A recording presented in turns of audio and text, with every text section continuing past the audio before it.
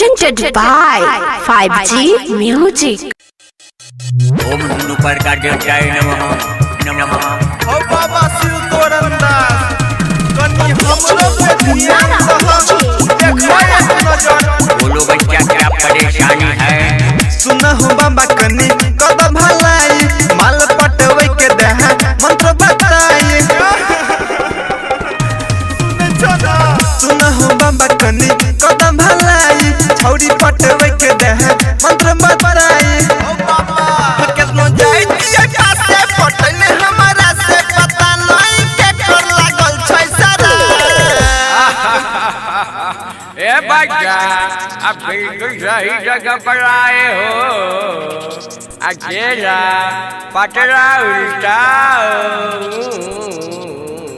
ओम नमो प्रकार देवताय नमः ओम निचल का देवताय नमः ओम छोरी पट्यंताय नमः। ये करो जब पटेगा अपने आप, ये करो जब पटेगा अपने आप, ये करो जब पटेगा अपने यहाँ। Presented by ओम नमो प्रकार देवताय नमः 5G ओम निचल का देवताय नमः Munara, Munara. ओम छोरी पट्यंताय नमः। हमरा से छोटे घुमै छौरी के पिछाड़ी अखन तक जिए हमें बाल ब्रह्मचारी।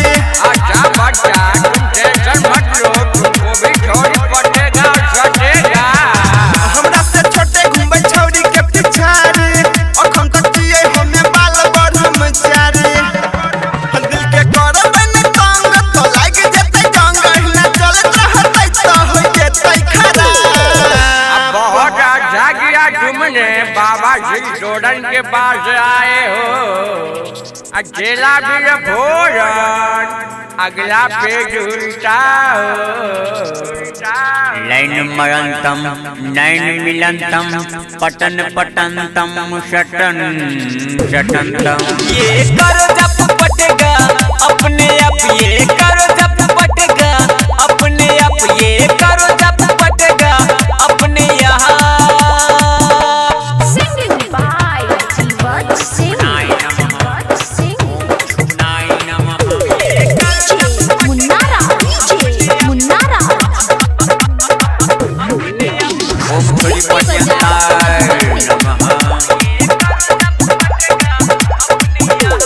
मन जिए तोरा हमें सब से बढ़ के तो जाना बाबा हमरा नून के बढ़ के। नून मत लो, मैं अपना केला देता हूँ खिला देना।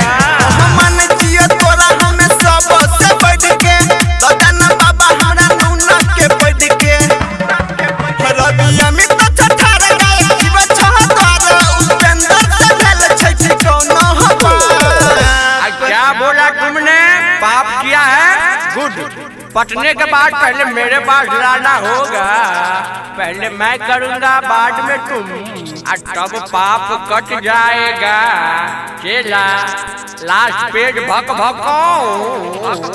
ओम चुमनाय नमः ओम छुबनाय नमः ओम चिखनाय नमः।